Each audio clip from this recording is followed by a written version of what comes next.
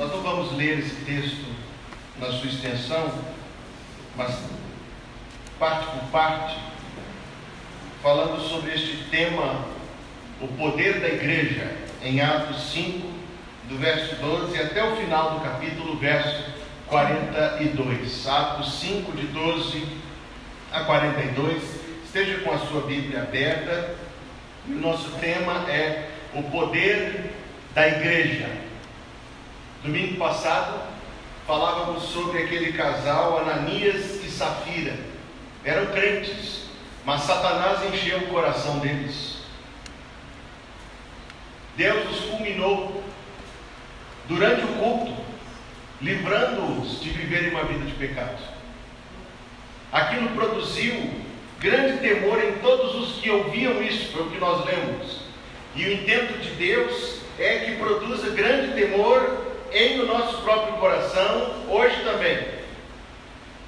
Mas o texto termina dizendo que após Deus trazer uma disciplina tão dura sobre a igreja, que assustou, porque o texto diz que dos outros ninguém ousava juntar-se a eles. O texto também nos diz que a igreja crescia cada dia mais. É o jeito de Deus de fazer a igreja crescer, pureza. E nesse texto que nós vamos considerar, é um texto extenso, mas que nós vamos interpretar neste eixo, nós vamos pensar no poder da igreja. Satanás, nós aprendemos no domingo passado, está sempre alternando os seus ataques contra as igrejas de Deus. Numa primeira investida, ele ataca por fora com a perseguição, com a violência.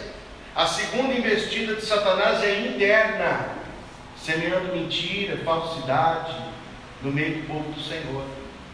Esse texto nos fala da terceira investida, externa. Domingo que vem falaremos da quarta investida, interna. E quanto mais eu estudo este livro, e o nosso estudo detido já está no capítulo 8, preparando as mensagens, eu fico pensando que a igreja tinha apenas algumas semanas de vida, mas que vida agitada. Culto todos os dias, mas lutas todos os dias. E a cada luta uma vitória ainda maior. Então isso nos ensina, meus amados, a pensar na vida da nossa própria igreja. Não existe vida comum de igreja. A vida de todas as igrejas de Deus é extraordinária. É uma história escrita por Deus, por meio das pessoas que fazem parte do seu povo, para a glória do seu nome.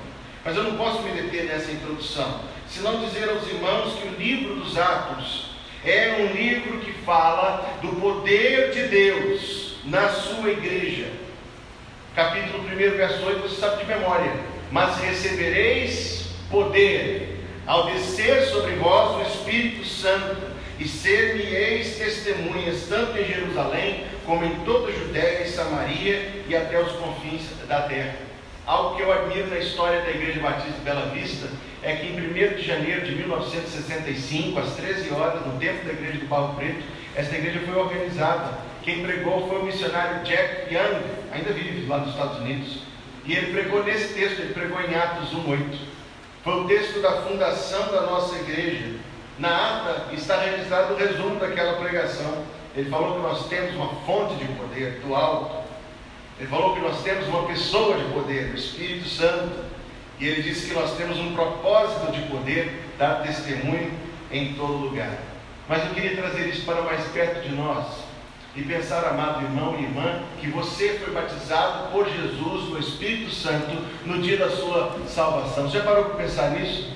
Eu sou um pastor e vez por outra eu entro naquele batistério e batizo em água aqueles que professam a sua fé em Jesus. Então o meu procedimento é simples, eu tomo o irmão e a irmã em minhas mãos e o mergulho em água e de lá eu tiro. Você já viu isso acontecer tantas vezes, mas foi isso que Jesus fez com você. Eu os batizo em água, posso fazer minhas essas palavras, mas aquele que os batiza com o Espírito Santo é maior do que eu. E ele tomou a sua vida e envolveu, imergiu, cobriu, revestiu de poder. Recebereis poder ao vir sobre vós o Espírito Santo. Verso 12 nos diz que muitos sinais e prodígios eram feitos entre o povo, pelas mãos dos apóstolos. E estavam todos unanimemente no alpendre de Salomão.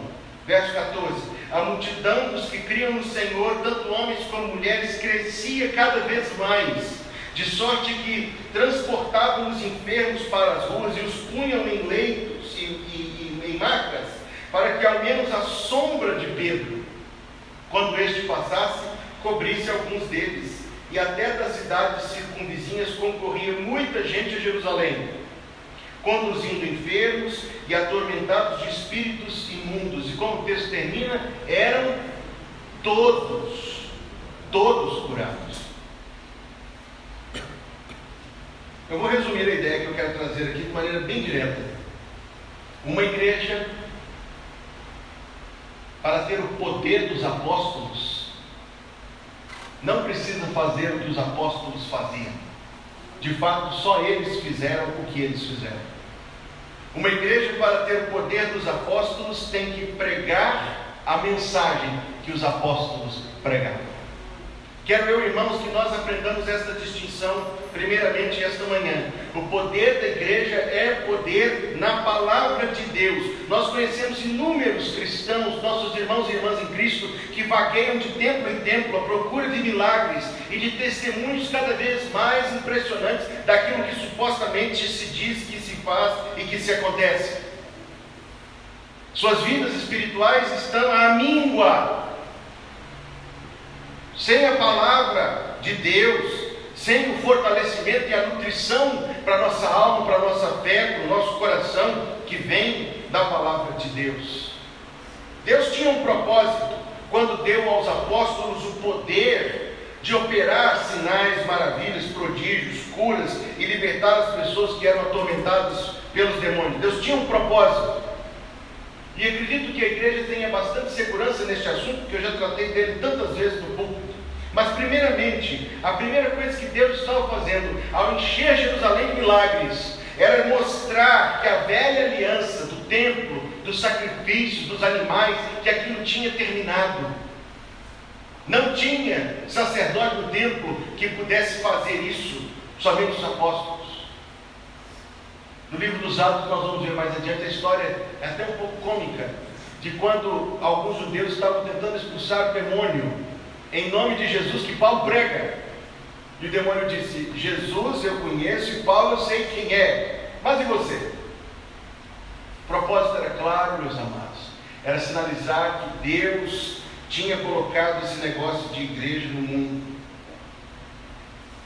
O propósito era claro, era mostrar quem eram os apóstolos. Se todos fizessem milagres, você não conseguiria saber quem eram os apóstolos. Mas o texto é claro, os milagres eram feitos pelas mãos dos apóstolos. Mas eu quero dizer aos irmãos que mais do que qualquer outra coisa, e a Bíblia é clara neste assunto, os milagres eram feitos pelas mãos dos apóstolos, para que Deus mostrasse de maneira inconfundível que os apóstolos eram os seus mensageiros. Paulo escreveu aos Coríntios, 2 carta 12:12, os sinais do meu apostolado, ou a outra tradução diz, as credenciais do meu apostolado foram manifestados entre vós por sinais, prodígios e maravilhas. A carta aos Hebreus, capítulo 2, versos 3 e 4 diz: tão grande salvação que, começando a ser anunciada pelo Senhor, foi-nos depois confirmada pelos que a ouviram. Ouça o que o texto diz: testificando Deus com eles por sinais e milagres e várias maravilhas e dons do Espírito Santo distribuídas por sua vontade. Havia milagres, meus amados irmãos, da igreja primitiva. Na primeira igreja do mundo, que tinha meses de vida, havia milagres, e a Bíblia nos diz que o número deles era impressionante. Eram muitas as pessoas curadas, eram muitas as pessoas libertas. O texto fala da sombra de Pedro, não nos diz que a sombra de Pedro curava, nos diz que era a superstição do povo, mas que a igreja tinha que administrar isso, ainda que continuando a lidar com o seu poder. Mas eu quero dizer aos irmãos que tudo isso convergia para somente uma coisa: a pregação dos apóstolos, a mensagem que pelo Espírito Santo os apóstolos traziam, a mensagem do o Evangelho, e o povo reunido estavam todos unanimemente no alpendre de Salomão, diz o verso 12, uma igreja unida, que as pessoas estão presentes e a palavra de Deus é pregada ali. O pastor Hugo então está pregando hoje, dia 2 de junho, pela manhã, que Deus não faz milagres hoje. É isso que eu estou pregando, amados? Não. Deus faz milagres hoje. É evidente que faz. A salvação de um coração somente é um milagre grande, o suficiente para nos dizer que sim. Mas mais do que isso, ou aliás, ao lado disso, cada um de nós pode dar testemunho de especiais providências de Deus na nossa vida. Então Deus age, não tenha dúvida disso. Deus faz milagres. Mas não há mais, não há mais, eu quero ser claro nesse assunto, não há mais ninguém intitulado de poder para fazer milagres, porque o propósito disto se cumpriu quando os apóstolos transcreveram seus ensinamentos neste livro precioso do céu que nós chamamos de Bíblia Sagrada. Permita-me tomar 2 minutos nisso e mostrar para os irmãos que no próprio Novo Testamento os milagres foram se tornando cada vez mais raros e mais escassos. Paulo escreveu a sua carta dizendo que quanto ao seu companheiro de ministério, cujo nome era Trófimo, e uma irmã que quando for ter um menino, considere esse nome bonito, Trófimo. Eu quero ter só meninos. A respeito do seu companheiro de ministério Trófimo, Paulo escreveu: deixei Trófimo doente em Mileto. Ora, se podia curá-lo, por que não curou? Escreveu a Timóteo a respeito dos seus problemas de estômago. E escreveu ainda numa de suas cartas que Deus poupou que Epafrodito morresse para que Paulo não tivesse tristeza sobre tristeza. Se podia curar, por que não curou? Resposta, meus amados, é que não somente os milagres foram temporários, mas não estavam ao dispor dos apóstolos. Eles não curavam quem queriam e não curavam a quem não queriam. O propósito era de Deus que os sinais fossem públicos, nunca particulares, nem vantajosos, nem trocados por dinheiro, mas que os sinais fossem públicos para que a mensagem deles fosse autêntica. E é essa a razão, meus amados, porque eu não creio em milagreiros pentecostais. Sinais de Deus não acompanham doutrina errada. A igreja do Senhor tem poder quando está edificada, como diz Efésios 2, verso 20, edificada sobre o fundamento dos apóstolos. Nenhuma outra religião do mundo tem tantos sinais e maravilhas e ressurreições e curas quanto o cristianismo. Na verdade, nenhuma outra tem. Mas o propósito desse poder, o propósito destes sinais, era que a mensagem pregada fosse por Deus confirmada, chancelada, como aquilo que é necessário para o povo do Senhor. Então, se o irmão sair daqui e dizer: eu vou sair dessa igreja porque o pastor Hugo não cura milagre, o pastor Hugo não faz milagre, o pastor Hugo não cura os doentes, o pastor Hugo só ora por eles, e nem todos. Vou procurar outra igreja, onde tem as cadeiras de roda lá na frente, as muletas penduradas.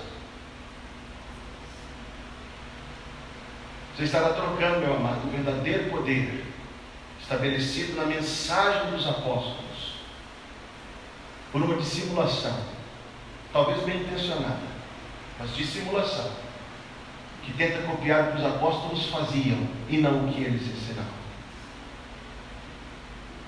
Qual é o poder desta igreja? Qual é o poder das igrejas de Deus? O poder das igrejas de Deus é pregar a palavra de Deus, porque os milagres são servos da palavra. Que tipo de poder eu estou falando? É o próprio e verdadeiro agir de Deus entre nós e em nós, e os milagres que a palavra do Senhor faz. O milagre é quando o Evangelho chega ao coração de alguém e liberta aquela pessoa da condenação do inferno e a liberta para uma vida com Deus em paz. A restauração que o Evangelho promove em muitas vidas, o ensinamento claro da Escritura Sagrada, sem nenhum misticismo, sem nenhum veio. É Deus comunicando a sua mente, Deus comunicando a sua compreensão às verdades, sem nenhuma subjetividade, portanto. E na verdade ficamos muito felizes que seja assim, que o trato da Escritura Sagrada seja um trato tão claro e simples, porém eficaz e poderoso. Talvez eu possa ilustrar isto de maneira muito simples também, mas acredito que ilustrando bem, quando nós vemos a vida de alguém que é mudada pela palavra de Deus. Quantas vezes isso acontece, não é, amados? A vida de alguém é mudada pela palavra de Deus. Então nós vemos novamente que Deus não deixa a sua palavra vazia, mas que a sua palavra antes é poderosa. O que é ser apostólico? Ser apostólico é ser bíblico. Uma igreja aqui de Belo Horizonte trocou o nome batista por apostólica. Ser apostólico é ser bíblico, e somente isso e nada mais. Não há apóstolos no nosso tempo, mas a mensagem dos apóstolos, o ensinamento que foi confirmado por Deus com milagres, este é aquilo que nós temos, é aquilo que nós cremos, é aquilo que nós pregamos, é aquilo que nós ensinamos. E assim como Deus acompanhou esta mensagem com poder no passado, Deus acompanha esta mensagem com poder hoje. Mas devemos continuar no nosso texto. E eu sei que esse assunto daria uma pregação mais extensa, mas eu peço que você me acompanhe no trecho seguinte, verso 17. Nos diz que se levantou o sumo sacerdote e todos os que estavam com ele, e eram eles da seita dos saduceus, e encheram-se de inveja, diz o verso 17, e lançaram mão dos apóstolos, os 12, inclusive Matias, que foi eleito depois, e os puseram na prisão pública. Mas de noite um anjo do Senhor abriu as portas da prisão. Vamos nos deter aqui. Diz em primeiro lugar que o poder da igreja é o poder de pregar a palavra de Deus. Quando você lê a Bíblia, você tem certeza que ela é a palavra de Deus. Quando a Bíblia é pregada, você tem certeza que a pregação está de acordo com a vontade de Deus. Quando o efeito da palavra chega ao seu coração, você diz, como Paulo disse, que o Evangelho é o poder de Deus para a salvação de todo aquele que crê. Mas a segunda ocasião deste capítulo 5, em relação ao poder da igreja, é que na verdade o poder da igreja é o poder de Deus, assim como a luz da lua é a luz do sol refletida. Deus, meus amados irmãos, Deus sustenta as suas igrejas de maneira maravilhosa e poderosa. Vamos mergulhar nestes versos por um minuto. Os 12 apóstolos presos, lançados num cárcere fétido e escuro, como aconteceu tantas vezes na vida dos apóstolos, sentados os 12, trancafiados, o que poderiam pensar? O que poderiam esperar? Somente a morte. Não imagino um dos 12 dizendo para os outros: eu tenho uma colher aqui, vamos cavar um buraco e vamos fugir desta cela. Eu queria que entendêssemos, meus amados, que golpe fatal de Satanás foi a prisão dos apóstolos. Suponha você chegar aqui no domingo de manhã e ouvir que prenderam o pastor e a diretoria da igreja. Que golpe! Principalmente se estiver prendido por razões não escandalosas. Que golpe na igreja! Entretanto, de noite, verso 19, no escuro, meus amados, quando já não havia mais o que esperar, um anjo do Senhor abriu as portas da prisão. Meus amados, a gente ouve isso e tem que dizer amém, não é verdade? Um anjo do Senhor, no meio do escuro, meus amados, no meio da prisão, sem nenhuma esperança, sem imaginar o que Deus poderia fazer, dispostos, sem dúvida, dispostos a morrer por Deus, mas ainda assim, sem esperança nenhuma além da morte. À noite, um anjo do Senhor, como este verso nos maravilha o coração. A luz de um anjo, meu irmão, entra resplandecendo e abre as portas da prisão.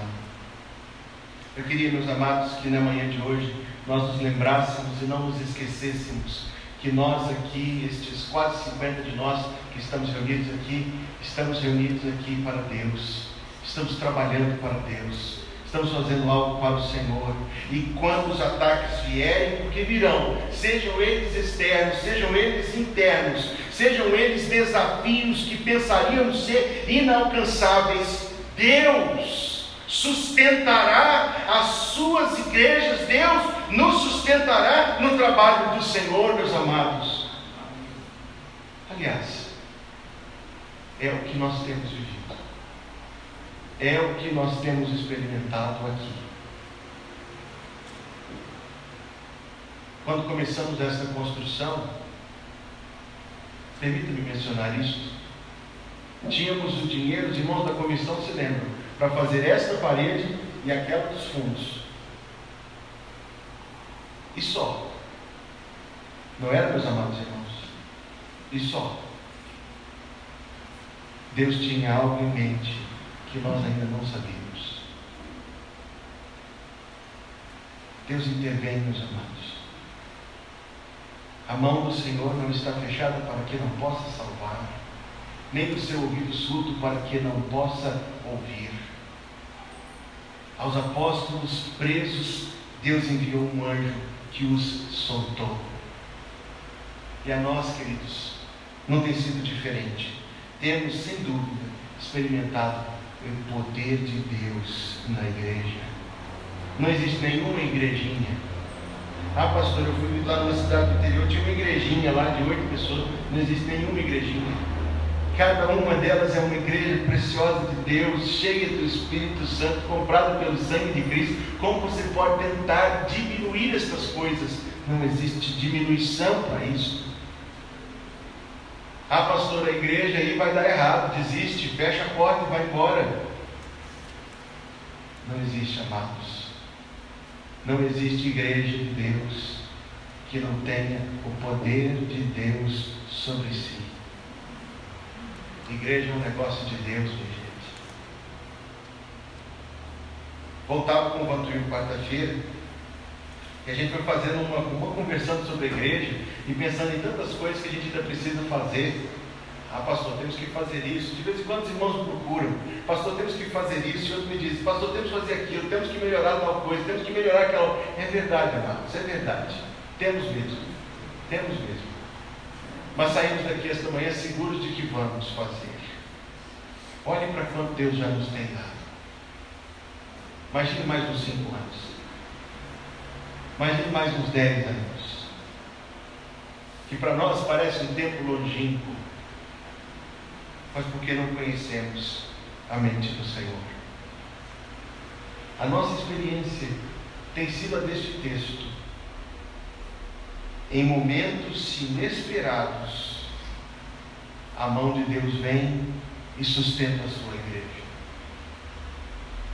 O poder da igreja é o poder de Deus, assim como a luz da lua é a luz do sol.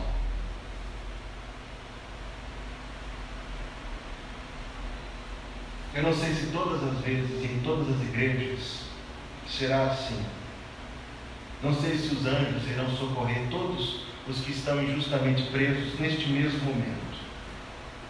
Mas tenho certeza que lá nas celas da China, onde os nossos irmãos estão presos, a luz do anjo pode não estar a brilhar, mas a luz da fé, sem dúvida, está brilhando. O anjo entra, tirando-os para fora, verso 20, disse: fugi rapidamente, procurai esconderijo, abrigo, O anjo diz: trocar de nome. O anjo diz: ide embora para outro lugar, cuidar da vossa própria vida.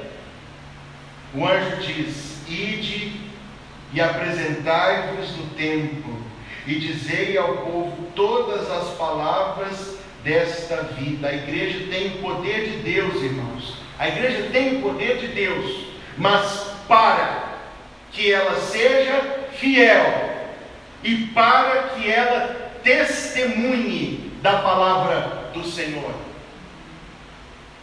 Você gostaria de ser cheio do Espírito Santo, meu amado? Se eu perguntar se você gostaria de ser batizado do Espírito Santo, a sua resposta é qual? Já fui. Mas você gostaria de ser cheio do Espírito Santo? Permita-me perguntar, para quê? Porque a Bíblia nos diz: recebereis poder e ser-me-eis testemunhas. Não recebemos o Espírito Santo para sermos os maiores leitores da Bíblia, com maior discernimento e acúmulo de informação. Conhecimento incha. Não recebemos a plenitude do Espírito para nos vangloriarmos em nossas próprias orações e dizermos: como eu oro bonito, Jesus. Temos o poder de Deus em nós e sobre nós para nos apresentarmos ao povo e dizermos as palavras desta vida, para testemunhar. Os apóstolos não foram embora, os apóstolos não se esconderam, não trocaram de nome, não fizeram cirurgia para mudar o rosto. Verso 21 nos diz: ouvindo isto, entraram de manhã cedo no templo e ensinavam. Entraram de manhã cedo no templo e ensinavam. Quando a escolta foi lá e encontrou a cela vazia, ficaram perplexos, diz o texto, diante disso. Verso 25: e chegando anunciou-lhes dizendo: eis que os homens que encerrastes na prisão estão em pé no templo e ensinam ao povo. Irmãos, tem uma coisa que é preciso coragem, ou que foi preciso naquele momento, foi a coragem para ficar em pé. Porque ensinar sentado dava para baixar, dava para sumir no meio da multidão. Mas a pregação da palavra, nós já pregamos sobre isso, ela não é um ensino assentado, ela não é um diálogo. A pregação é um monólogo dirigido pela Escritura Sagrada. Um homem de Deus fica em pé e projeta a sua voz, e o povo abre os seus ouvidos. Eles estavam em pé. Que coragem, meus amados! O que os fez ficar em pé foi a certeza de que, assim como Deus interveio na noite de ontem, Deus pode intervir ainda em qualquer momento. E o texto nos diz que eles em pé ensinavam o povo. Eu não consigo imaginar nada diferente do que nós estamos fazendo. Se bem que a Bíblia deles era o Antigo Testamento. Abriu o Antigo Testamento e onde abrisse falavam do Salvador e daquilo que a Bíblia ensina e revela de Cristo. Não nos admira que o Evangelho seja chamado o poder de Deus.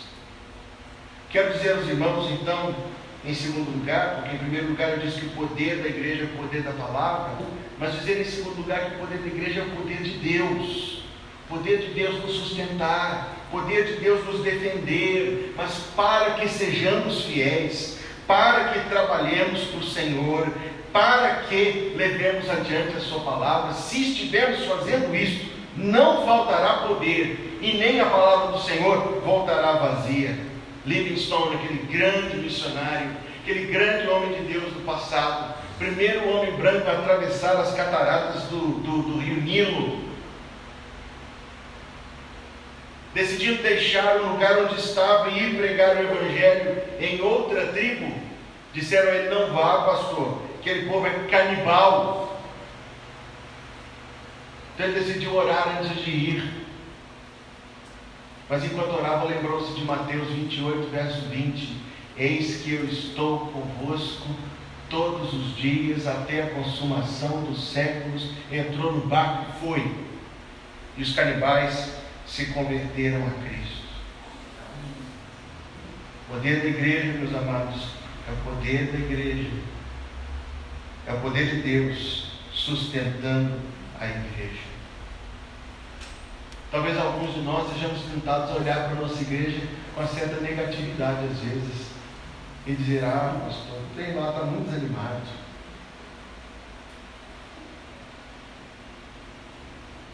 Pouquinha gente. Não diga isso, amado. Não pense assim. Não sinta assim no seu coração.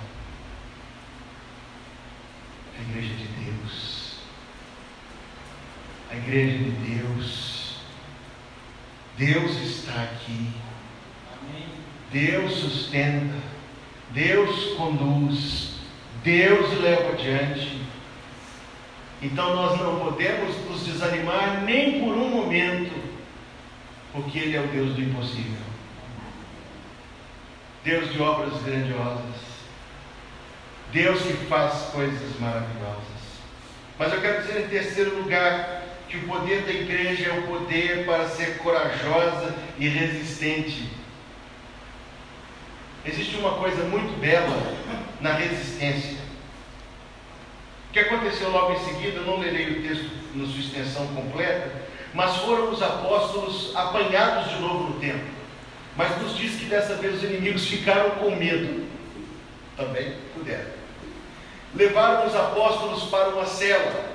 E no verso número 28 eles disseram: não vos admoestamos nós, note quanto desprezo eles têm por Cristo, não vos admoestamos nós expressamente que não ensinasseis nesse nome? E eis que encheste Jerusalém dessa vossa doutrina, e quereis lançar sobre nós o sangue desse homem. A palavra que diz não vos admoestamos nós expressamente, na língua em que ela foi escrita, o grego, seria melhor traduzida assim: não nós vos ameaçadoramente ameaçamos que não ensinasseis mais, é a melhor tradução, ameaçadoramente ameaçar. E eu quero dizer aos irmãos que essas pessoas que estavam ameaçando não estavam blefando, foram os mesmos que tinham levado o nosso amado à cruz, tinham poder, tinham condições de maltratar os apóstolos. Verso 29, Pedro e os apóstolos disseram: mais importa obedecer a Deus que aos homens.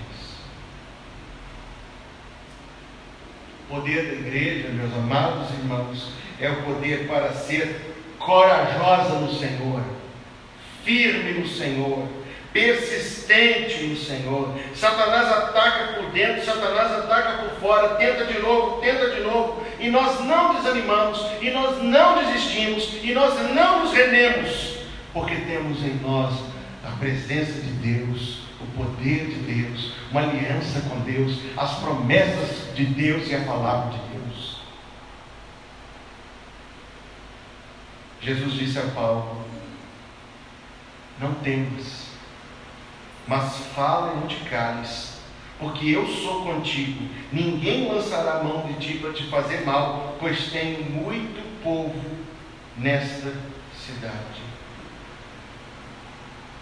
O poder da igreja, meus amados, é o poder da palavra, é o poder de Deus nos sustentando. Mas eu não quero soar como um clichê, não quero. Mas eu ouvi isso domingo passado, quando eu estava pregando na igreja do 14, fiquei tão impressionado com essa expressão, porque lá também eles estão terminando a construção de um templo, e quando começaram também parecia impossível, mas um dos irmãos da comissão de construção lá disse para os outros: a nossa igreja vai ser do tamanho da nossa fé. Queriam começar quando tivesse todo o dinheiro. Ele falou: olha, irmãos, nossa igreja vai ser do tamanho da nossa fé. E amados, eu creio que isto seja verdade neste texto. Para poder resistir, como nós hoje temos que resistir aos ataques do mundanismo, para poder resistir, como nós hoje temos que enfrentar doutrinas maléficas, insanas, mentirosas, para poder resistir nesse tempo de frieza e de desinteresse, para poder resistir em dias tão maus e confusos, para poder firmar as nossas vidas, uma coisa nós precisamos: coragem. Mas Deus nos dá poder para sermos corajosos. Deus nos dá o poder para afirmarmos as nossas posições e permanecermos nelas. E a quem zombe, a quem escarneça, nós continuamos a dizer: mais importa obedecer a Deus do que aos homens. Verso número 32, Pedro disse para aquele grupo poderoso e ameaçador: nós somos testemunhas acerca destas palavras, nós e também o Espírito Santo, que Deus deu àqueles que lhe obedecem. O Espírito Santo que Deus deu à sua igreja. Poder para permanecer na palavra, o poder de Deus nos sustentando, poder para resistir os ataques e permanecer fiel. Meus amados irmãos, o poder da igreja é o poder da sua fidelidade. Quando comprometemos nossa fidelidade ao Senhor, à palavra de Deus, ao Evangelho, nós perdemos em poder e podemos nos tornar completamente esvaziados. Deus tenha misericórdia de nós. Mas quando permanecemos firmes, Deus prova o seu poder para conosco e sobre nós. Tanto é que no último trecho deste capítulo 5, nós encontramos o poder da igreja para pagar o preço com alegria. Mas eu preciso fazer uma menção, antes de entrar nesse ponto, sobre o conselho de Gamaliel, que está logo aqui, principalmente como uma palavra pastoral aos irmãos, de que eu já ouvi alguns crentes usando esse texto para justificar as suas atitudes. Vamos analisar o que aconteceu. Ouvindo eles isto, se enfureciam e deliberaram matá-los.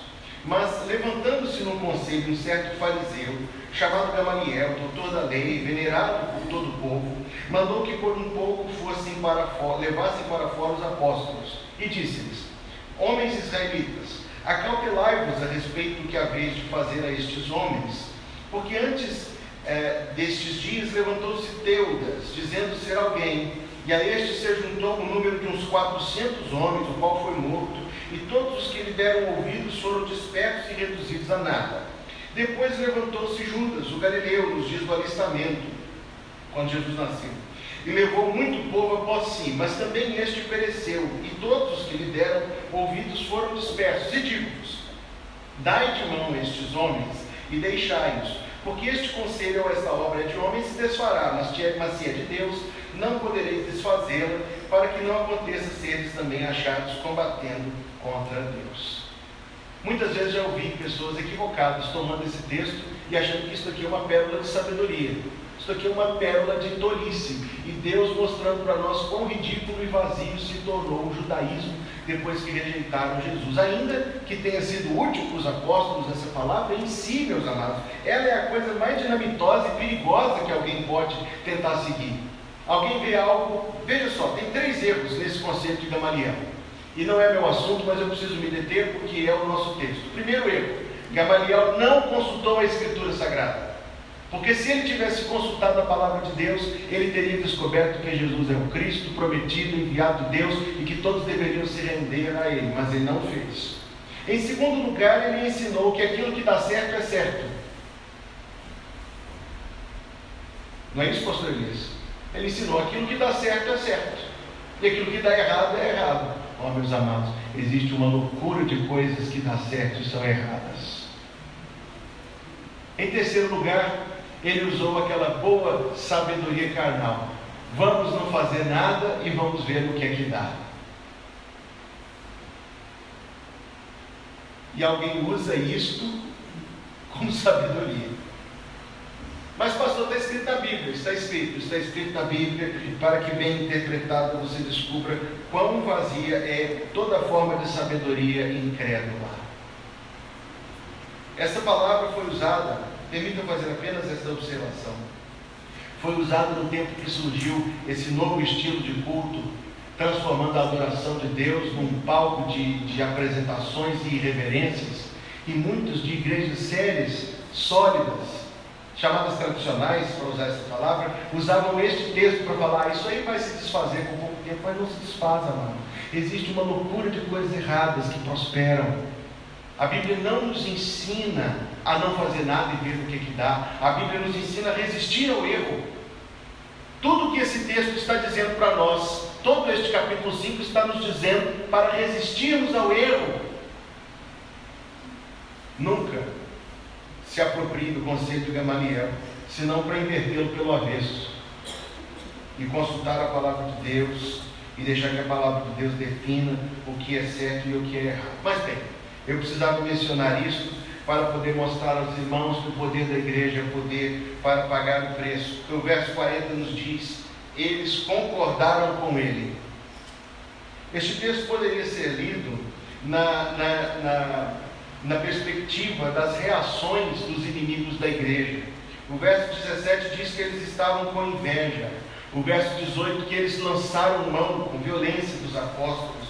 O verso 24 que eles estavam perplexos. O verso 26 que eles temiam. O verso 33 que eles se enfureciam. O verso 40 diz que eles concordaram. Veja que pessoas oscilantes. Talvez esta oscilação, eu creio, está registrada no texto apenas para mostrar que há uma coisa no povo de Deus, é que o povo de Deus não oscila. O povo de Deus é firme. Edwards, pregador grande da palavra de Deus, comparou os hipócritas com as estrelas cadentes. Você já viu uma estrela cadente? Aqui em BH não dá para ver muitas, mas de vez em quando aparece. Ele diz que o hipócrita é como uma estrela cadente. Ele é extremamente chamativo, porém pouco duradouro e autodestrutivo. Ele passa, todo mundo olha, mas se você disser para alguém: olha a estrela cadente, quando a pessoa olhar, ela já passou. O crente, Edwards estabeleceu este contraste, é como a estrela polar do norte. Você sabia disso? Em qualquer lugar que você estiver, você olhar para o mesmo lugar do céu, não é assim, irmãos? Ela está sempre no mesmo lugar. O hipócrita é uma estrela cadente, passou, nem vimos, distraiu alguns. O crente, firme no seu Salvador. Passam os anos, passam as lutas da vida, firme no seu Salvador. Concordaram com ele, verso 40. E chamando os apóstolos, o que fizeram com os apóstolos, meus amados? Tendo-os açoitado. Eu não quero ser gráfico, mas você sabe como era esse processo, não sabe? Cordas muito grossas com nós, as pontas com tiras de couro, pontas de osso, cacos de vidro. Era algo extremamente agressivo, que rasgava o couro das costas dos nossos apóstolos, com dor lancinante, que os fazia sangrar. Eu não quero ser gráfico, eu devo me deter aqui. Com purulências e infecções. Mais do que violento, era humilhante, porque era em público, era diante de toda a população. Os 12, ajoelha-se o primeiro. Você sabe quantas eram as chibatadas? 39. Se desse 40, tinha que morrer. 39 nas costas de Pedro, cicatrizes para o resto da vida. 39 nas costas de João, 39 nas costas de Tiago, maior e menor, 39 nas costas de Simão e de Bartolomeu e de Matias. Tendo-os açoitado, mandaram que não falassem no nome de Jesus e os deixaram ir. Verso 41. Retiraram-se da presença do conselho, regozijando-se de terem sido julgados dignos de padecer afronta pelo seu nome.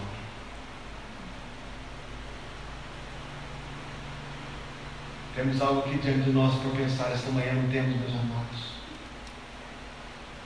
Nosso problema em 2019 é a falta de problemas.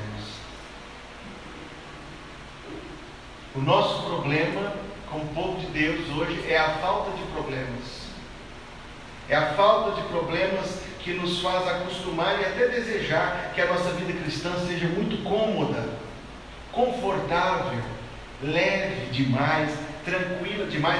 E como é comportamento humano normal, nós nos acostumamos a tudo que é confortável. Nós nos acostumamos em tudo que é feito para nos agradar. Nós gostamos muito, muito, muito daquilo que é mais fácil e menos exigente. E é o menor sinal de preço. Vamos linha. Vamos embora. Não é assim, meus amados, a mentalidade do nosso tempo? Tudo tem que ser um pouco mais confortável, tudo tem que ser um pouco mais cômodo, tudo tem que ser um pouco, não é assim? Mas o povo de Deus tem poder para pagar o preço. Quanto te custa a sua fé em Jesus? Quanto requer de você? Quanto afeta sua rotina, sua programação? O que representa ser crente, ser membro de uma igreja? O que representa, assim, em termos concretos, de mudança, de pagar o preço? Um dos nossos problemas, eu digo de novo, é a falta de problemas. Porque o poder que nós temos é poder para pagar o preço. Eu vou fazer algo para o Senhor. Está difícil, está apertado, eu estou cansado, mas eu vou fazer algo para o Senhor. E o Espírito de Deus vai me ajudar nisso. Eu vou servir ao meu Deus e o Espírito de Deus vai me ajudar. Eu vou falar de Jesus e o Espírito de Deus vai me ajudar. Afinal de contas, amados, não é por falta de poder que alguns não vivem plenamente a sua vida cristã. Aliás, será que vivemos? Será que algum de nós vive plenamente? Não é por falta de poder.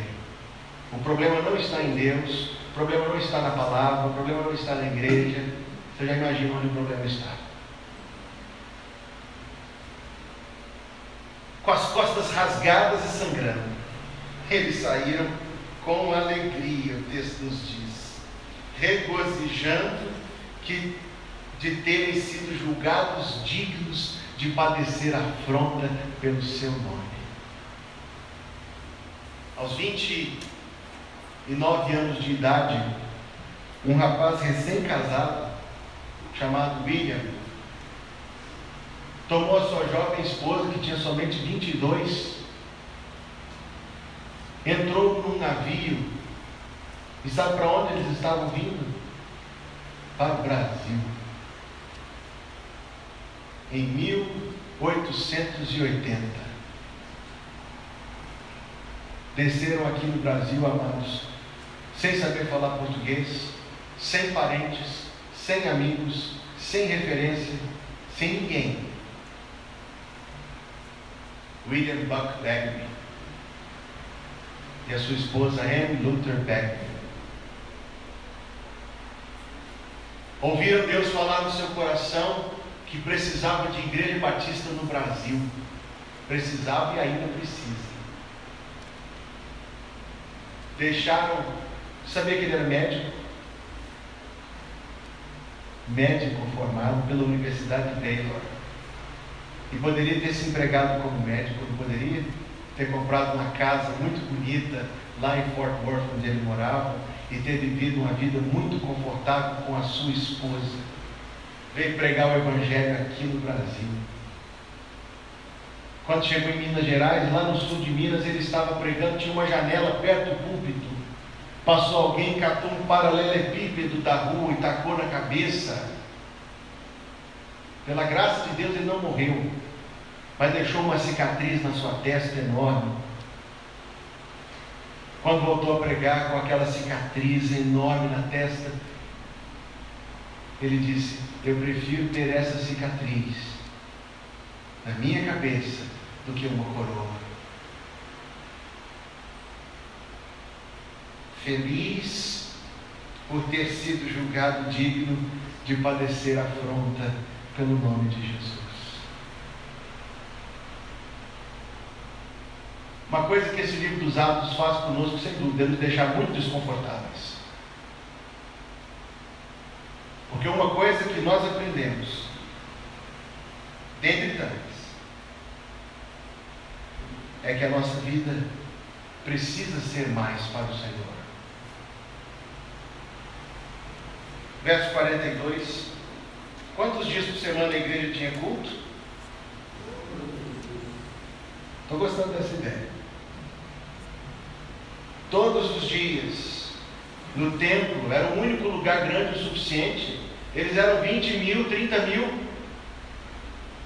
Todos os dias no templo e nas visitações de casa em casa. Não consigo pensar que seja diferente disso. No templo e nas visitações, não cessavam de ensinar e de anunciar a Jesus Cristo. Nós temos dois trabalhos, esse texto nos diz. Nós temos um trabalho que é ensinar Jesus Cristo. Pedro pregava um sermão de ensino que reafirmava a doutrina, o evangelho que nós somos ensinados a lutar e combater por ele, corrigir o erro, chamar os irmãos à santificação, à fé pura que edifica e constrói, mas também na visitação, porque suponho que já naquele tempo alguns faltavam aos cultos. Então no templo e de casa em casa ensinando. Na escola dominical nós dizíamos que os crentes antigamente eram 3 S's: salvo, seguro e santificado. Hoje nós somos 3 S's: salvo, seguro e sentado. Misericórdia. No templo e de casa em casa ensinar e anunciar. A palavra grega você conhece: evangelizo, evangelizar. No templo e de casa em casa, bater nas portas, falar de Jesus, falar com aqueles que não são crentes, falar de Jesus àqueles que não são crentes. Nós temos poder para ensinar, nós temos poder para evangelizar, e esse é o poder da igreja, meus amados irmãos. Poder na palavra de Deus, Deus sustentando, poder para ser corajosa, poder para resistir, poder para pagar o preço, poder para ser fiel e trabalhar para Jesus até que Ele venha. Mas sobre esse poder, os irmãos que frequentam as casas chiques, as únicas casas chiques que eu frequento são dos irmãos, dizem que nas mansões muito chiques lá da Rua Apa, como decorativo, colocam-se armaduras para decorar no canto assim. Mas a armadura não foi feita para decorar, não é verdade, meus amados? Lá nas casas chiques, nas mansões lá do Padre Eustáquio, lá do Prado, lá do Glória, colocam as espadas na parede, assim, cruzadas, em cima da lareira. Mas a espada não foi feita para ficar na parede. A espada foi feita para defender, não é verdade? O poder, meus amados irmãos, que nós temos, não foi feito para ficar dormente. Não foi dado para ficar guardado. Foi dado para ser usado, para trabalhar com fidelidade, no templo de casa em casa, pagando preço, sendo sustentados por Deus, até que Ele venha. Coloque-se em pé. Temos um hino. Poderíamos dizer que temos uma oração. Senhor Jesus, ó, vem me conceder a plenitude do Consolador. Dos altos céus me outorga teu poder, poder do Espírito, renovador. Vamos cantar este hino.